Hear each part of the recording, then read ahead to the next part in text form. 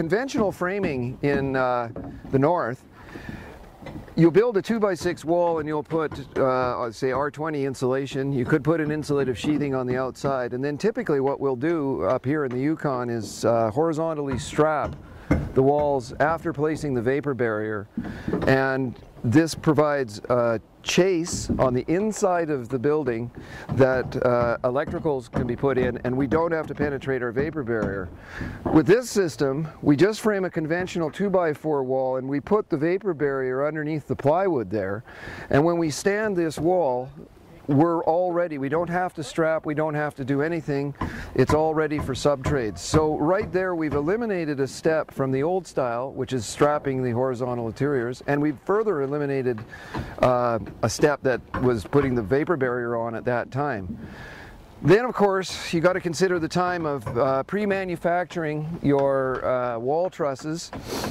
At the shop with the crew there, I think we had about 4 people working. We'd already thought our jigs out, and we managed to make I think 75 of them in about 3 hours. And so that's not a heck of a lot of time. And then you could see that this was just a real conventional frame wall. So I'm only guessing, but I'm thinking that maybe there'd be about a quarter more labor by going to this system. Of course, we increase the R value of the building at least by twice by going all the way to the R60. How was it?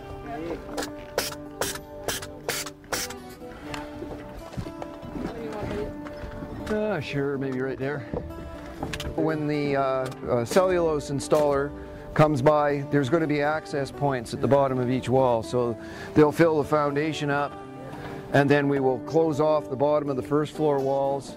Then it'll use the access point from here on the second wall and fill up to the second floor, and then we'll button all this, and then he'll go up into the attic and fill the walls all the way up into the roof.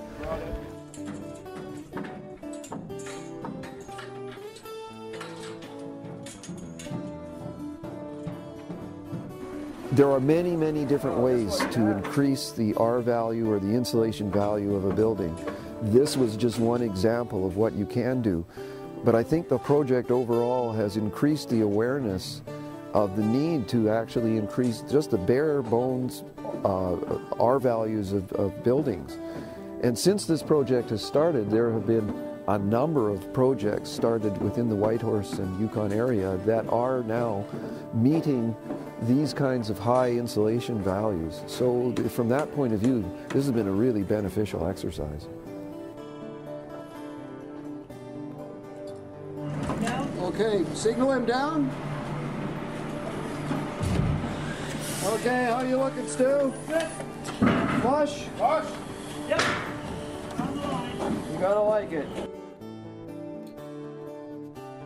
No one solution is the answer for all different areas. There's a lot of different types of buildings, different types of insulation systems that will work in various different types of communities and conditions. So if Yukon Housing continues to provide the information, encourage the building community and educating the public, I think you're going to see a lot more of this. Northerm has recently developed a quad pane, a 4-pane window, which we have implemented in this building. Well, I guess it was encouragement by Yukon Housing Corporation to improve the insulating value of the glazing component of the windows. We just took it a step further and said, well, multiple glazing has to be the way to go if we're going to take and really hit these targets that we're talking about. And this was the first building in the territory to use the new Northerm quad pane. The trusses here are similar to standard trusses, although at the outside wall they have an extended heel upwards of 24 inches at the outside wall. And the reason that truss is raised at the outside wall is because we have an extra foot of cellulose insulation in here.